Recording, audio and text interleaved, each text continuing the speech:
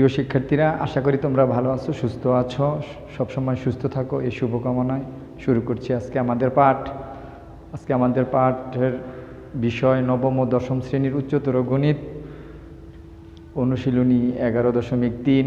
শিক্ষার্থীরা, তোমরা জানো এই অনুশীলনীটি মূলত সমরেখার উপর প্রতিষ্ঠিত।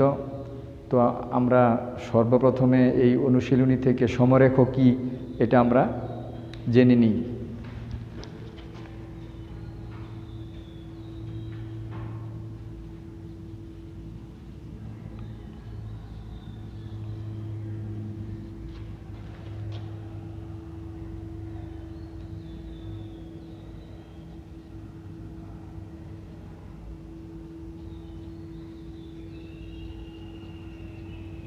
সমরেখ তিনটি বিন্দু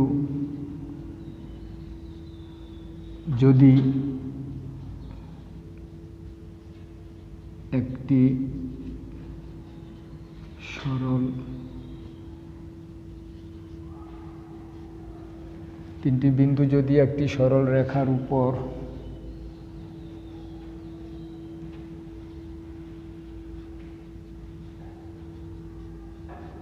অবস্থান করে তবে ওই বিন্দু তিনটিকে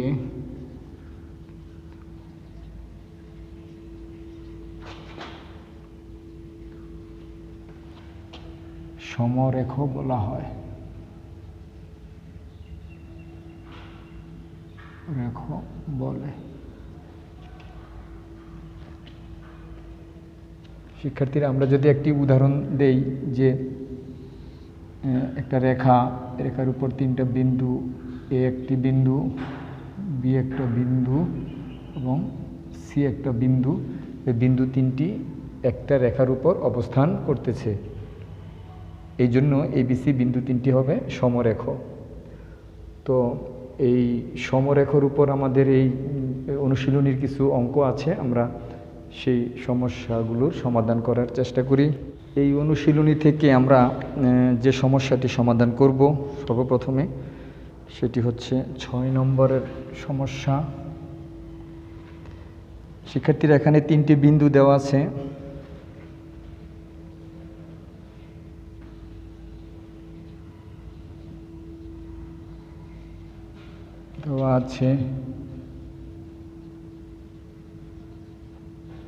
এ বিন্দুর স্থানাঙ্ক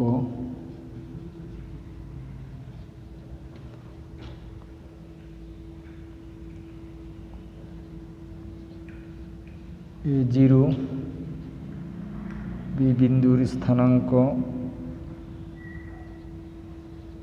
0b এবং সি বিন্দুর স্থানাঙ্ক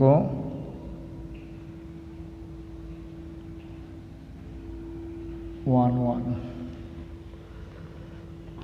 আমরা যদি একটা ছবিতে দেখি, রেখার উপর বিন্দু তিনটি অবশ্যই থাকবে, এই কারণে যে বিন্দু তিনটি সমরেখ।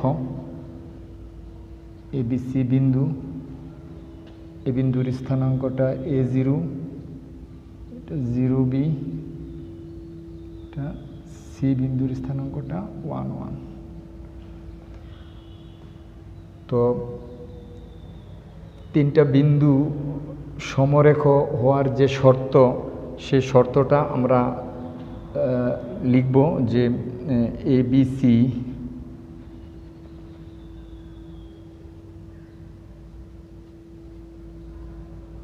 বিন্দু তিনটি সমরেখ হওয়ার শর্ত এবি রেখার ঢাল সমান বিসি রেখার ঢাল।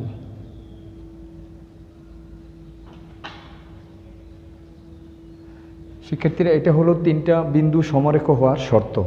যখনই তিনটা বিন্দু সমরেখ হবে, সবসময় আমাদেরকে এই জিনিসটা খেয়াল করতে হবে যে এবিসি বিন্দু তিনটি, অর্থাৎ যে কোনো বিন্দু তিনটি সমরেখ যদি হয় তাহলে এবি রেখার ঢাল এবং বিসি রেখার ঢাল এরকম ঢালগুলো সমান হবে। তো যদি এখানে এবিসি বিন্দু না থেকে যদি পি কিউ আর বিন্দু থাকে, তাহলে পি কিউ রেখার ঢাল এবং পি কিউ রেখার ঢাল কিউ আর রেখার ঢাল সমান হবে। তাহলে এখানে আমরা এই যেহেতু বিন্দু তিনটি সমরেখ, কাজে আমরা এখানে এ বি রেখার ঢাল আর বিসি রেখার ঢাল আমরা বের করি।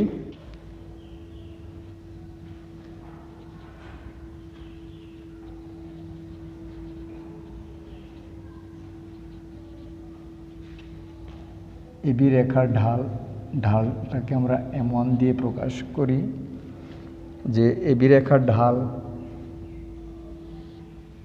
শিক্ষার্থীরা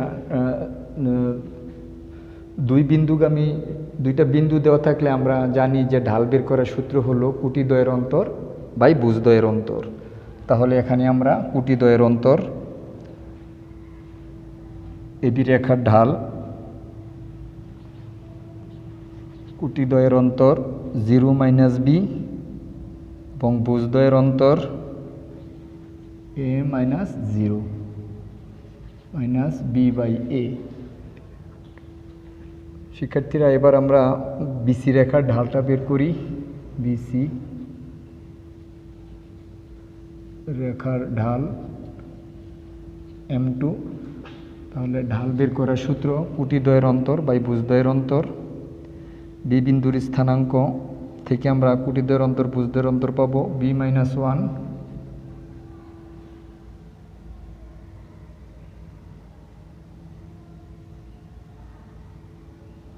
b - 1 0 - 1, উপরে b - 1 নিচে -1, তার মানে এটা হবে 1 - b। যেহেতু বিন্দু তিনটি সমরেখ, কাজেই এবি রেখার ঢাল আর বিসি রেখার ঢাল সমান হবে। প্রশ্ন মতে M1 = M2 হবে -b/a 1 - b। এখন আমরা এটা ক্যালকুলেট করব। ক্যালকুলেট করলে আমাদের হবে a - ab। শিক্ষার্থীরা এটা মনে মনে নিচে একটা 1 আছে, আমরা কোনাকুনি গুণ করলে এ দিয়ে 1 রে গুণ করলে এ দিয়ে b কে গুণ করলে -ab, মাইনাস বি কে 1 দিয়ে গুণ করলে হবে মাইনাসের b, বা a + b = ab।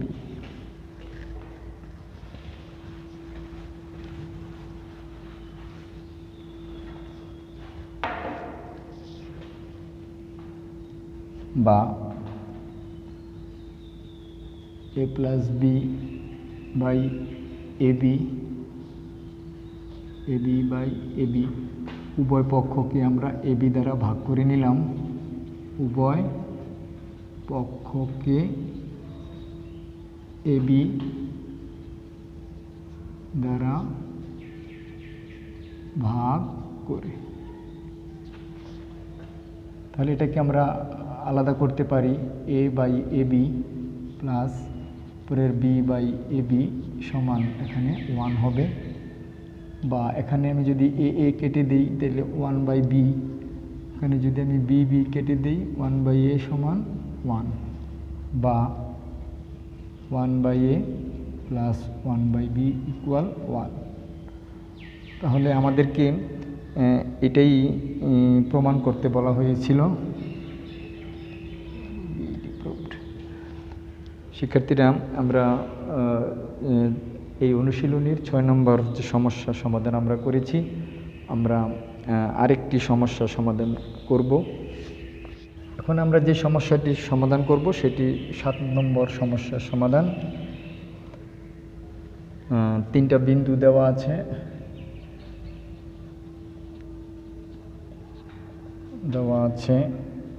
এ বিন্দুর স্থানাঙ্ক,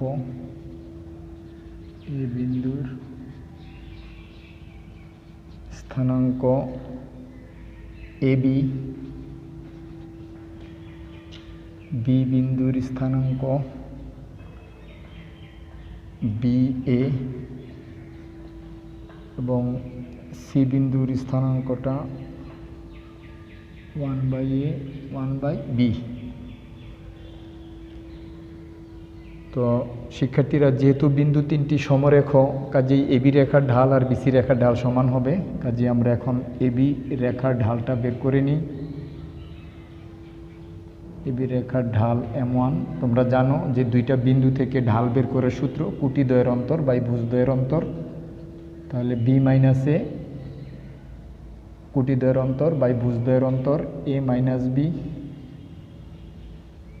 এটাকে যদি আমরা মাইনাস কমন নিয়ে নিই তাহলে এ মাইনাস বি, নিচে এ মাইনাস বি, তার মানে এটা হলো মাইনাসের 1।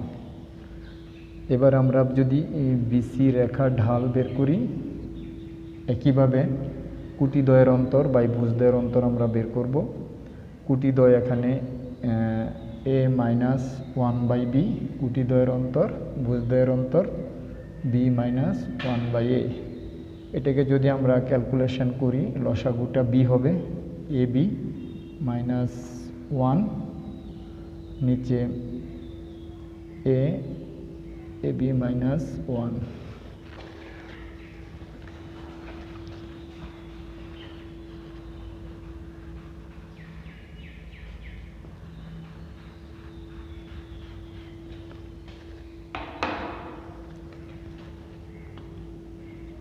সমান এ বি মাইনাস 1/বি ক্রস, এটা উল্টিয়ে যাবে, A divided by A B minus 1। এটাকে আমি কেটে দিতে পারি a/b। তাহলে আমরা বিসি রেখার ঢাল পেলাম a/b। যেহেতু বিন্দু তিনটি সমরেখ, কাজেই আমরা জানি এবি রেখার ঢাল এবং বিসি রেখার ঢাল সমান হবে প্রশ্ন মতে। M1 ইকুয়াল M2, a/b সমান মাইনাসের 1। কোনাকুনি যদি আমরা গুণ করি তাহলে a ইকুয়াল হবে মাইনাসের b বা a প্লাস b সমান 0। তো আমাদেরকে এই প্রমাণটাই করতে বলা হয়েছিল, তাহলে আমরা প্রমাণ করে ফেললাম যে a প্লাস b সমান 0। শিক্ষার্থীরা, এই অনুশীলনীটিতে একটাই সূত্র, তিনটা বিন্দু সমরেখ হওয়ার শর্ত। তো তিনটা বিন্দু সমরেখ হওয়ার শর্ত হলো ওই এবি রেখার ঢাল আর বিসি রেখার ঢাল সমান হবে। কিন্তু কখনো যদি এরকম দেওয়া থাকে যে চারটা বিন্দু দেওয়া আছে, এ একটা বিন্দু, বি একটা বিন্দু, সি এবং ডি, যদি এরকম বলা হলো যে এবি রেখা ও সিডি রেখা পরস্পর সমান্তরাল, সেক্ষেত্রে কিন্তু শিক্ষার্থীরা যে এবি এবং সিডি রেখা যেহেতু পরস্পর সমান্তরাল, তখন এবি রেখার ঢাল আর বিসি রেখার ঢাল সমান হবে। বিসি রেখার ঢাল সেখানে কিন্তু সমরেখ বলা হবে না, কারণ বিন্দু তো তিনটা হতে হবে সমরেখ হলে, কিন্তু এখানে যদি চারটা বিন্দু দেওয়া থাকে তখন দুইটা রেখা উল্লেখ করা থাকবে এবং রেখাগুলো বলা থাকবে সমান্তরাল।